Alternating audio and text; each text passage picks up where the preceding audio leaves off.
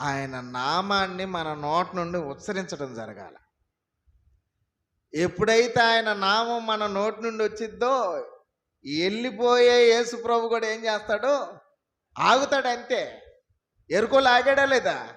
అక్కడ రాయబడింది, అంతటా యేసు నిలిచి, వీడి కేక లేకపోతే యేసయ్య నిలవడు. ఇప్పుడు నీ జీవితంలో యేసయ్య నిలబడాలంటే ఏం చేయాలి? ఇప్పుడు అది నువ్వు దేవుని మందిరంలో ఆదివారం రోజున నీ కేక, నీ స్వరం వినపడకపోతే ఆ వారం యేసయ్య నీ దగ్గర నిలబడతాడు అనుకోవటం వ్యర్థమే.